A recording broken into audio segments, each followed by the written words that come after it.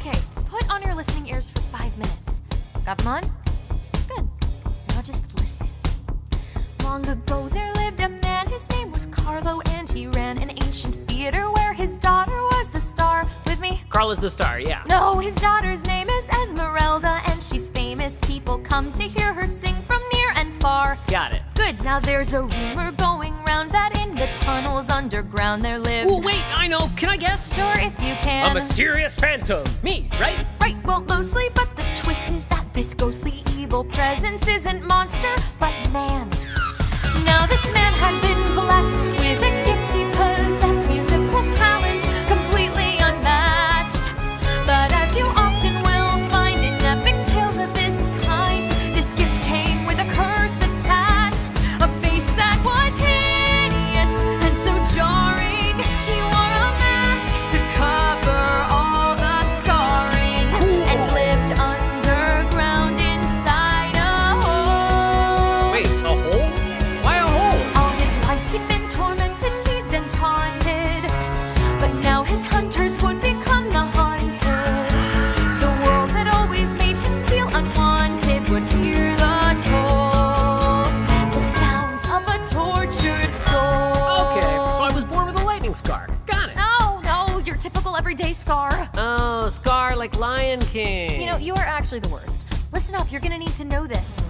One day at his piano, distant sounds of a soprano drifted towards him from the theater above. Okay, so this hole has a piano? Sweeter than a bird, in all his life he'd never heard a sound like this, and he was instantly in love. The voice, of course, was Carlo's daughter, and the phantom went and sought her to become his secret student and his muse. And if you think she found this oh so enigmatic virtuoso kinda creepy, then I've got some shocking news. Because she fell hard, he was battered and scarred, but she could see that inside there was more. Something alluring she'd find in the sadness behind that terrifying mask he wore. Wait a minute, I'm your boyfriend? We're gonna have to kiss? That's gross. You're like my sister. See, it's called acting. And though he was hideous and she was perfection, through music they found their connection, a bond beyond their own control. You better not get sick. I am not kissing Tina. And though his face tormented her and chilled her, his compositions haunted her and thrilled her. His mesmerizing melodies fulfilled her, made her whole. The sounds of a tortured soul. She was beautiful and he was hideous. Okay, so this is Beauty and the Beast. Zeke, less talking, more listening, because here's where it gets interesting. As he has another man, some guy named Raoul, who's tall and handsome and not all that pleased about her latest beau. Ah, always a triangle. Angrily, Raoul tracks him to his lair where he attacks him and they battle in the passageway below. Awesome! And when he took his last breath, the phantom welcomed his death. He'd rather die than live apart.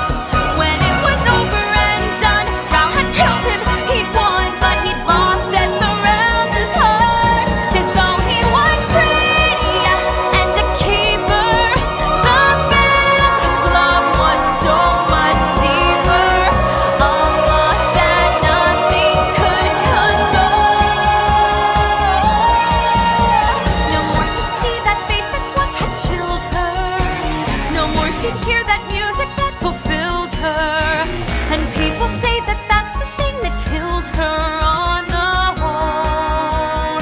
She ran away and was never seen again. But get this, when they returned to find the phantom and unmask it, they never found a body for the casket. They say he had, depending who you ask it, one last goal. One last goal. To this day inside that theater or near it, if you listen very closely you can hear it.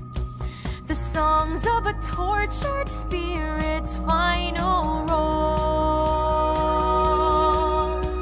The sounds of a tortured soul. That's the basic plot anyway. So it's about a person who died at a theater and then haunts it forever? Yes. Brooke, that's just like the story Ms. Walker told. This play is just like the story of our school. That is so meta.